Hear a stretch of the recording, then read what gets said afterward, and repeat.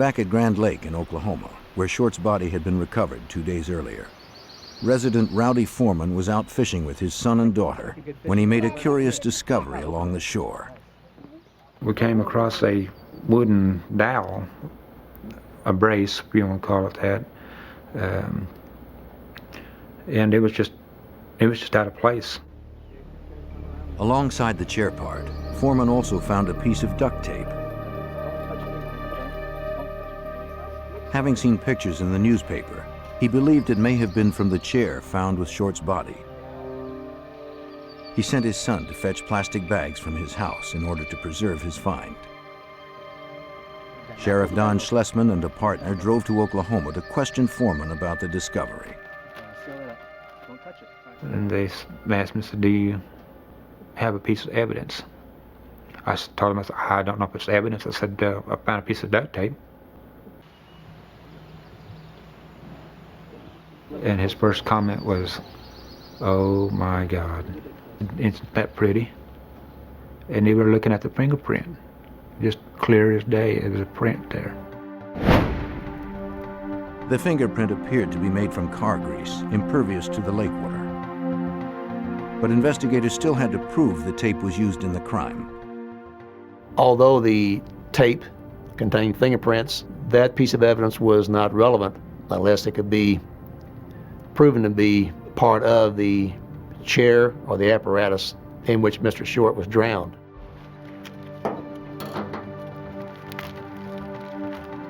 To prove that, FBI examiners would have to match the glue and strands from the torn piece of tape with the tape found on the chair. But that would take weeks. Until then, the FBI and local investigators still had no prime suspects for the crime. A week after the robbery of the State Bank of Noel, Missouri, and the brutal murder of its president, Dan Short, the FBI had recovered Short's body, the murder device, and a possible fingerprint from a nearby lake. Investigators fielded calls from residents who were willing to help, but also afraid to do so.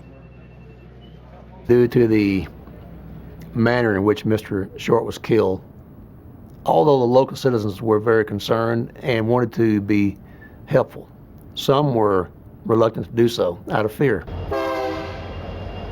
Therefore, some of the witnesses did not come forth.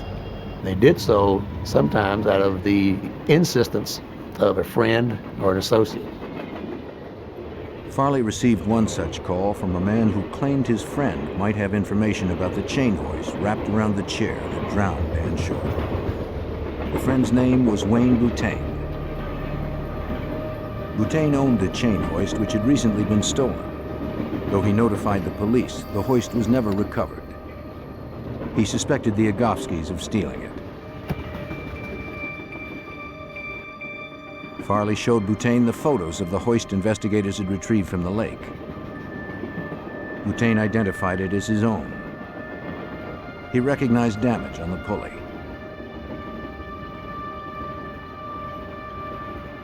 He'd last seen the apparatus at Sheila Agofsky's house where he had once lived. Boutain agreed to take a polygraph test and passed it. Another important development in the case was the determination that the chain hoist, which was duct taped to the chair, was property of Wayne Boutain, who had left it at the residence of Sheila Agofsky a few days before the murder of Mr. Short. On the strength of Boutain's statement, Farley decided to question the Agofskys again. Driving up to their mother's house, he noticed an old van in the front yard. It closely matched the description of one of the vehicles Buddy Mills saw the night of the bank heist.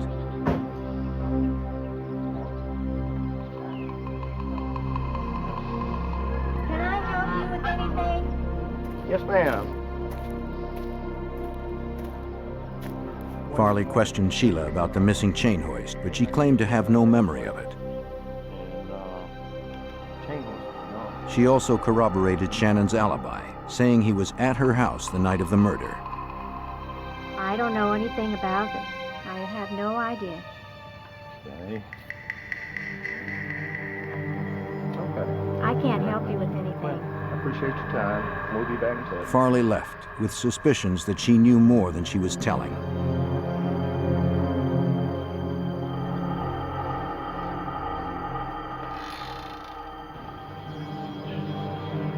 He asked the brothers to give their fingerprints, hoping to match the one found on the duct tape. Joe Agofsky complied. When asked about the hoist, he told Farley he remembered seeing it at his mother's house, yet he didn't know what became of it. A few days later, Farley returned to Sheila Agofsky's. I'm Special Agent Farley. There he found Shannon with a friend by the name of Gant Sanders. Having secured Joe's fingerprints, Farley tried to convince Shannon to give his as well. Set of his fingerprints. It'd make things a lot easier. Possibly get you out of some trouble. Joe Agofsky was very cooperative and produced his fingerprints upon request without hesitation, while Shannon was evasive and hesitant to. Gant Sanders watched cautiously. Shannon echoed his mother's story, proclaiming he had no knowledge of the chain hoist. I'll be seeing you guys later. He eventually promised Farley he'd come down to the police station to give his prints, but he never showed. Although Farley had initially dismissed the Agofskys as suspects, he took note that Shannon and Joe's memories of the chain hoist were conflicting. Now, he decided to take a closer look into their background.